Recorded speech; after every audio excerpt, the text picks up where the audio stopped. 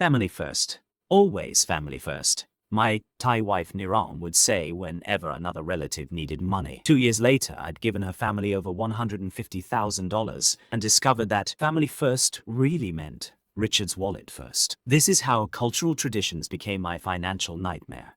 I'm standing in the living room of our Bangkok apartment, holding a stack of ATM receipts that tell the story of my financial destruction. Niran is crying on the couch. Her family is calling non-stop, and I'm finally understanding that I wasn't adopted into a family. I was recruited by a business operation disguised as love and tradition. But let me take you back to where this beautiful nightmare began, because every warning sign was wrapped in cultural respect and family honor.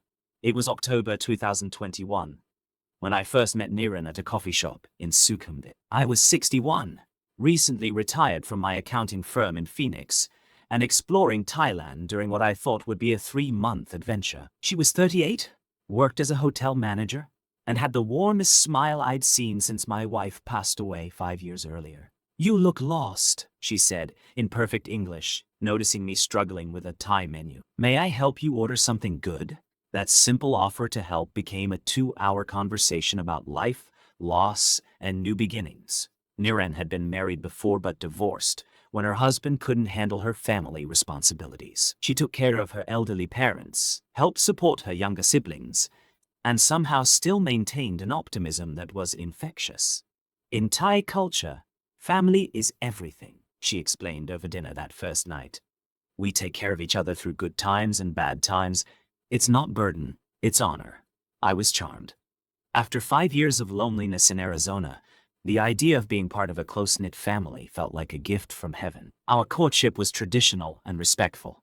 Niran insisted I meet her family before our relationship became serious. We took a weekend trip to her hometown of Udon Thani, where I was introduced to what seemed like half the province. Her father, Somchai, was a retired rice farmer who spoke no English but communicated through warm smiles and firm handshakes. Her mother, Malay, fussed over me like I was a long-lost son, preparing elaborate meals and making sure I was comfortable. There were siblings, cousins, aunts, uncles, grandparents, and family friends. Everyone welcomed me with genuine warmth. They called me Papa Richard and included me in every conversation, even though I understood maybe 10% of what was being said. "See how much they love you already," Niran said as we watched her nephews teach me to play takraw in the backyard. "You are not foreign to them. You are family." The first family emergency came during that weekend visit. Niran's grandmother had fallen and needed to go to the hospital. The public hospital had long waiting times, but the private hospital could see her immediately for 15,000 baht, about $450. "I'm sorry," Niran said, tears in her eyes. "I don't have enough money right now. Grandmother will have to wait until Monday for public hospital." Of course I offered to help. How could I not? This was family now, and family takes care of each other. The relief and gratitude on everyone's faces when I paid the hospital bill made me feel like a hero. "You are a good man," Somchai said through Niran's translation. "Now I know my daughter choose well." 6 months later, I proposed. The engagement ceremony was a beautiful traditional affair with monks, flowers, and blessings. I gave Niran's family the customary sinsod, a dowry of 300,000 baht, $9,000, plus a gold necklace worth another $3,000. "This shows respect for family," Niran explained. "Shows you understand Thai culture and value me as wife." The wedding was even more elaborate. We had both a Buddhist ceremony and a civil ceremony, followed by a reception for 200 guests. The total cost was about $25,000, which I paid gladly. This was the start of my new life, my new family, my new happiness. But the honeymoon period, literally and figuratively, ended quickly. We'd barely returned from our week in Phuket when the family requests began in earnest. Niran's younger brother, Chai, needed money for vocational school. "Education very important," Niran explained. "If Chai learned trade, he can support family better in future." The tuition was 50,000 baht, about $1,500 to 2 weeks later. Her sister Ploy's husband lost his job, and they couldn't make their motorcycle payments. If they lose motorcycle, Ploy cannot get to work. Then whole family suffer. Another $800. Then Somchai's old truck broke down, and he needed it to transport his rice harvest. Father worked so hard his whole life, he deserved reliable transportation. The repair bill was $1,200. Each request came with detailed explanations, genuine tears, and promises that this was the last time. Each payment was met with overwhelming gratitude and assurances that I was the best son-in-law any family could ask for. You see how much family love you? Niran would say after each transaction. They trust you because you show you care about them. By month 6 of marriage, I'd given the family over $40,000 in various emergencies and investments. But I wasn't concerned yet. I had a comfortable retirement fund, and helping family felt good. This was what marriage was supposed to be about. Partnership, support, shared responsibility. The requests became more frequent and more creative. Grandmother needed cataract surgery at a private hospital because the public system was too slow. Cousin Noi wanted to start a small restaurant and needed startup capital. Uncle Boone's house was flooded and needed repairs. Thai family is big family, Niran explained when I mentioned that we seemed to be supporting an unusually large number of relatives. When you marry Thai woman, you marry whole family. This is our way. I tried to be understanding. Cultural differences were natural in international marriages. What seemed excessive to an American might be normal in Thai society. But the first real warning sign came when I noticed that Niran's family members always seemed to know exactly how much money I had available. When I got my quarterly retirement payment, somehow Cousin Tui would need money for his daughter's school fees. When I mentioned selling some stocks, suddenly Uncle Chris would have a business opportunity that required investment. How does everyone know about my finances? I asked Niran one evening after a nephew had approached me about funding his motorcycle taxi license. Family talk, she said with a shrug. We share everything with each other. No secrets in Thai family. That's when I started noticing other things. The family emergencies always had convenient price tags that matched my available funds. Medical bills were always just urgent enough to require private hospitals. Business opportunities always needed exactly the amount I could afford to invest. The second warning sign was when I discovered that some of the money I'd given for emergencies had been used for other purposes. The vocational school tuition for Chai had actually gone toward a new motorcycle. The restaurant startup money for Cousin Noi had been spent on gambling debts. When I confronted Niran about this, she became defensive. Family help each other in different ways. Money all go to help family, just not exactly where you think. But you lied to me about what the money was for. Not lie, she insisted. Just different way to explain. You Farang, you not understand Thai family dynamics. That phrase, you not understand Thai family dynamics, became the standard response whenever I questioned any financial request. It was cultural gaslighting that made me feel like the problem was my ignorance, not their manipulation. The third warning sign was when I started tracking the family's requests and realized that we were supporting 23 different relatives with various ongoing financial needs. Grandmother's medicine, father's truck payments, sister's house rent, brother's school fees, cousin's business loans. The list was endless. How many family members are there exactly? I asked Niran one day while reviewing our expenses. Thai family different from American family, she replied. We consider many people family. Neighbors who help us, friends of parents, people from same village. All family. By year 1 of marriage, I'd given the family over $75,000. My retirement fund was being depleted faster than I'd planned. But Niran assured me that once her family members got established with my help, the requests would slow down. Just a little bit more time, she would say. Once Chai finish school, once ploy husband find new job, once father truck paid off, then family can take care of themselves. But the requests never slowed down.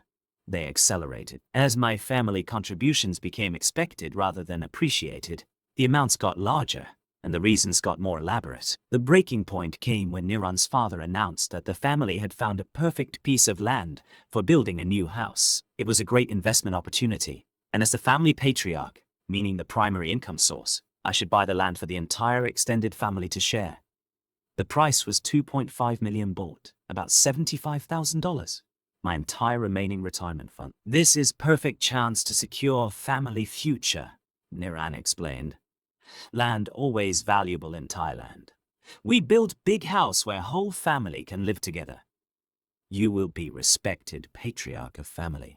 The idea terrified. Spending my last $75,000 on property I couldn't legally own as a foreigner for a family that had already consumed my savings seemed insane. I need to think about this, I told Niran. This is a lot of money, and it's most of what I have left. Her reaction was immediate and dramatic. You don't trust family? After everything we do for you? After how much love we show you? The family pressure was intense. Suddenly, I was no longer the beloved Papa Richard. I was the selfish Farang who didn't understand Thai culture. Family members who had been warm and welcoming became cold and distant. Maybe Richard not really understand what family mean, Somchai said through Niran's translation. Maybe he think family only take, not give. The guilt manipulation was overwhelming. Here was a family that had welcomed me, included me, made me feel valued and loved. Now, they were treating me like an outsider because I wasn't willing to bankrupt myself for a land purchase. But something had shifted in my mind. The financial pressure, the emotional manipulation, the constant demands. This didn't feel like family anymore. It felt like a business transaction where I was the product being consumed. I started doing research about foreign men married to Thai women. What I discovered was disturbing. There were dozens of online forums filled with stories similar to mine. Western men who had married Thai women and found themselves supporting entire extended families until their money ran out. Buffalo needs medicine. Roof needs repair. Motorcycle needs fixing.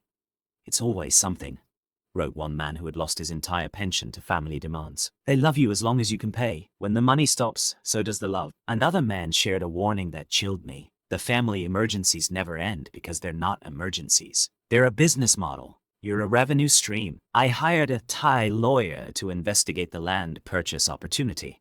What he found confirmed my worst fears. The land was overpriced by at least 40%, and it was owned by Niran's uncle. The family wasn't just asking me to buy land.